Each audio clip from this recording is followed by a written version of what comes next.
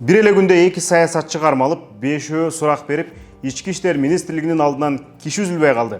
Мындай парад көптөн бери боло элек болчу. Буга бир аудио жана бир кат себеп болду.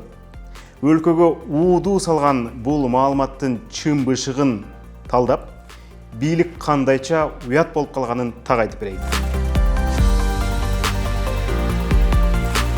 14 сентябрда интернетте Курсан Асанов менен Алмаз Сарыбаев деген адамдын сүйлөшүүсү делген аудио тарады. Сапаты начар, жакшы угулбаган сүйлөшүүдө Курсан Асановтыкы деген үн Жанар, Катани, Мелис, Канат, Туйгуналы деген ысымдарды айтып жатат. Муну Ички иштер министрлиги бийликти басып алууну максат кылган сүйлөшүү деп кабыл алып, Асановтагы, Сарыбаевтагы кармалышты. Депутаттар Жанар Акаев, Канат Исаев, Бакыт Жетигенов, саясатчылар Туйгуналы Абдраимов, Ахматбек Келдибеков жана Исмаил Исаков сурак берип чыгышты. Ушул эле күнү 14 сентябрда президентке маданият ишмерлеринен деген кат жарыяланды. Анда дагы башка бир топ фамилиялар аталган. Интернетке чыгып кеткен кат мынтип башталат. Урматтуу Садыр Нуркожоевич, биз сизге Кыргызстандын патриот жарандары катары кайрылабыз. Курсан Асанов, Бактыбек Жетигенов, Алтынбек Сулайманов, Ахматбек Келдибеков, Исмаил Исаков, Туйгуналы Абдраимов, Жанарбек Акаев, Азамат Мусокиев, Жылдызкан Жолдошова баштаган жарандар 17 сентябрь күнү 100 000 кишини алып чыгып бийлик алмаштырабыз деген лозунг менен массалык маалымат каражаттарына маек берди.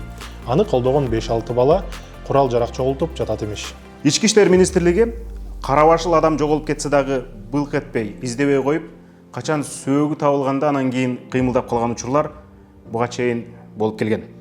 Бирок бул жолу чагылгандай тездик менен кыймылдап, ошол катта ататылган саясатчыларды чакырып, айрымдарынын үйлөрүн тинтип, кылмыш ишин козгоого үлгүрдү. Курсан Асановдун үнү делген видеодо менин атым аталаган боюнча кылмыш иши козголду. Ага кошумча жанагы Сонунгүл деген маданият ишмерлеринин каты ошого кошумча болуп, факты боюнча кылмыш иши козголуп, ошонун алкагында сурак берип чыкты. Каттын ээси катары 6 маданият ишмери көрсөтүлгөн. Анда маданияттын мыкты кызматкери Сонунбүбү Кадырова, эл акыны Меңди Мамазайырова, Илимпоз Үмүт Култаева, эл артисти Шайгүл Алсеитова, эмгек сиңирген артист Аваз Чикеев жана эстрада ырчысы Венера Пирматованын аттары жазылып, экөөнүн колу коюлган. Каттын аягында: урматтуу Садыр Нуркожоевич, булар менен мышык чычкан ойнобоңуз. Артыңызда бери дегенде 80, ары дегенде 90% эл турабыз деп президентке жакшы эле дем беришкен. Бирок эң кызыгы, кат интернетке жарыялап кеткенден кийин анын авторлорунун 6-4-ү тескери кетишти.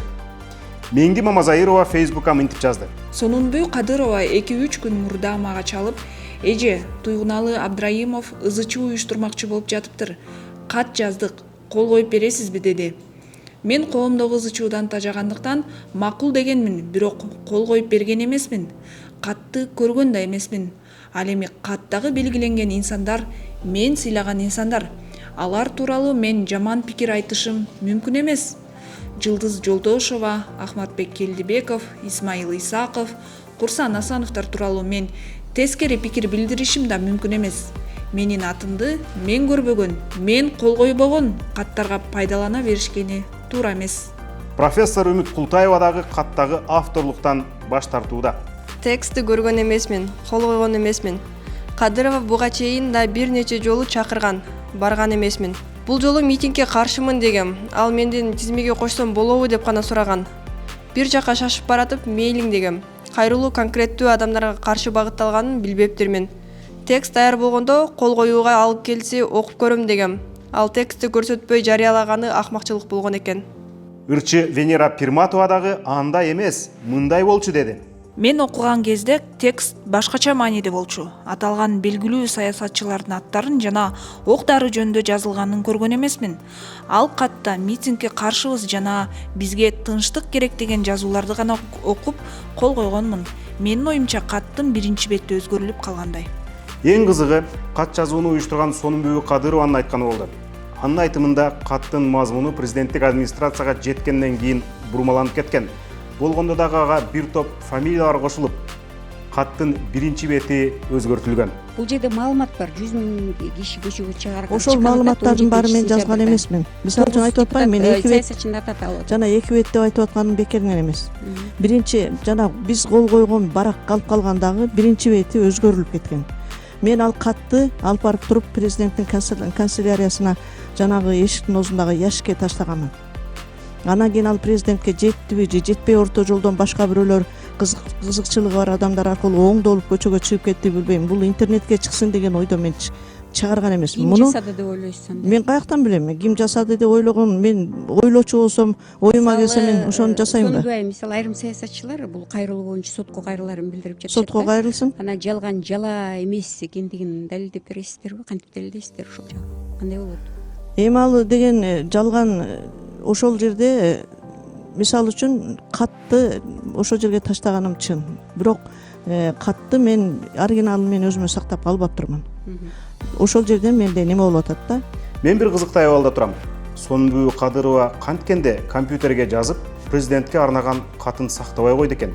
Демейди ал Садыр Жапаровго арнагандарын сактап коюп, кээде кайра ачып алып кайталап окуп жүрчү эле. Аны өзү да айткан жайы бар. Сонбу Кадырова. Мунун ичинде менин дагы сизге арнаган ырым бар. Ошол ырды кайра окуудан мен тажабаймын. Сизге ишиңизге ийгилик, бар болуңуз, ар дайым элдин башында элге ата болуп жүрө бериңиз. Сизди кыргыз эли бел тутат. Катты жазгандардын көбүн тааныйм, урматтайм. Алардын 6-ынын 4-өө мазмуну бурмаланып кеткенин айтып жатышат. Мен негедир аларга ишенип турам. Андай болсо бир нерсени так белгилеп кетейин. Жарандардын колу коюлуп, мамлекеттик маанидеги теманы камтыган президенттин почтасына келип түшкөн кат документ болуп саналат. Ал эми анын мазмунун өзгөртүү кылмыш. Бул бир. Экинчиден, мазмуну бурмаланган кат менен кимдир бирөөлөргө кылмыш ишин козгоонун өзү чоң кылмыш. Үчүнчүдөн, жакында эле ой десе болбой кабыл алган маалыматты манипуляциялоо жөнүндөгү мыйзам дал ушул жерден иштеши керек. Эми албетте бийликтин эрки жетиши керек деңизчи муну аткарууга. Президенттин командасында аны жаманатты кылгысы келген диверсанттар бар окшойт. Себеби дегенде, мына ушул окуядан кийин сындын көбү президентке жагып атат. Ой, куугунтук кылбайм дебеди беле, мени сындап тургула деп айтпады беле деген сөздөр кечетен бери байма-бай айтылууда. Бул эми президент билбей калдыго, аны жаманатты кылып коюштуго дегенден кийин жаралган ой. А эгерде мына ушундай кутумдуктун өзүн президент билген болсочу, албетте буга юристтер баасын бериши керек. Кандай болгон күндө дагы ушакка, фейк маалыматка таянып иш жүргүзгөнү үчүн бийликтин аракетине ишеним жоголду. Мындан ары кайсы бир саясатчыга же каяша айткан адамдарга кылмыш ишин козгосо, көпчүлүк шектенүү менен карары турган иш. Эми бирок бул жаңылык деле эмес. Буга чейин дээрлик бардык президенттердин тушунда мына ушундай уят болгон көрүнүштөр боло келген.